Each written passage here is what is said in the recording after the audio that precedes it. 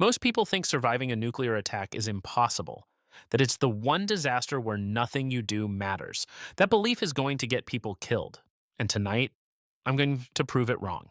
Here's what the government doesn't talk about. The majority of casualties from a nuclear detonation are not caused by the blast itself. They're caused by what happens in the 30 minutes after. Radiation exposure, panic, wrong decisions made in the first moments of chaos. And those wrong decisions, they're almost always the same ones because nobody taught us what to actually do until now. I've gone through FEMA's nuclear preparedness documentation, declassified Cold War survival manuals, and research from the Department of Homeland Security. What I'm about to give you is a real, actionable 9-step protocol.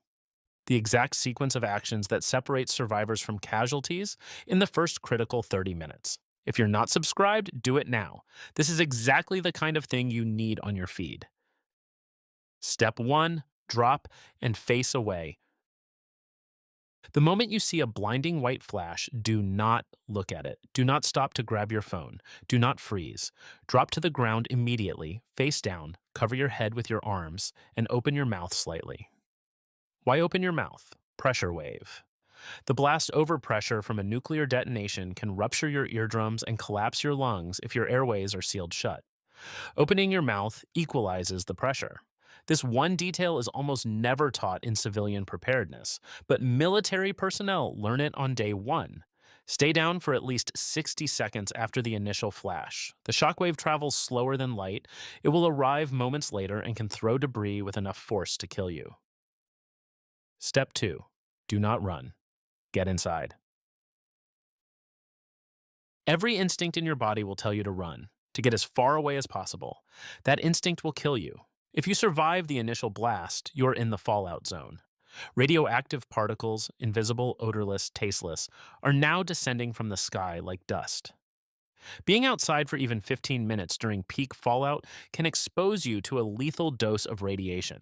Your goal is not to run. Your goal is to get inside a building as fast as possible.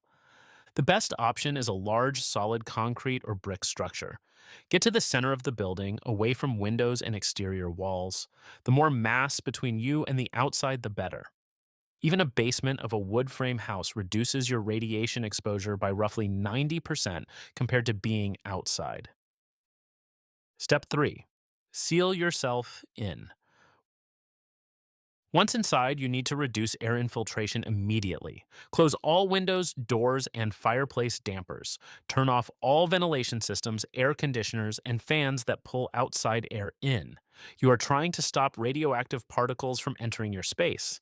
If you have plastic sheeting and duct tape, things I've recommended on this channel before, use them to seal gaps around doors and windows in the room you're sheltering in.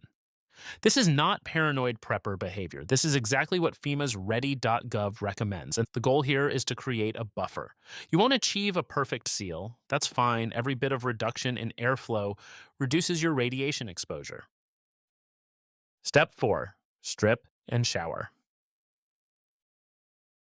If you were outside at any point after the detonation, your clothes and skin may be contaminated with radioactive particles. Remove your outer clothing immediately. This alone can eliminate up to 80% of external contamination according to CDC guidance.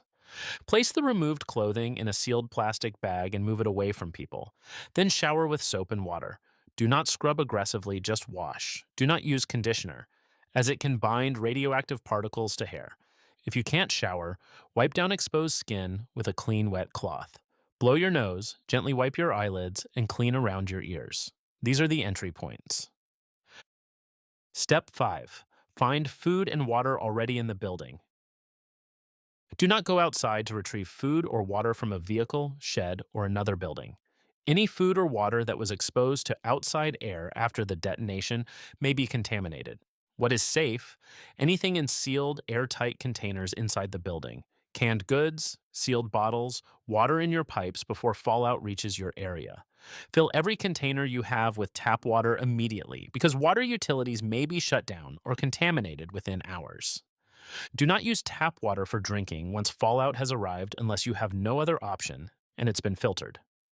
But filling containers in the first few minutes, that's a priority. Step 6. Tune into emergency broadcasts.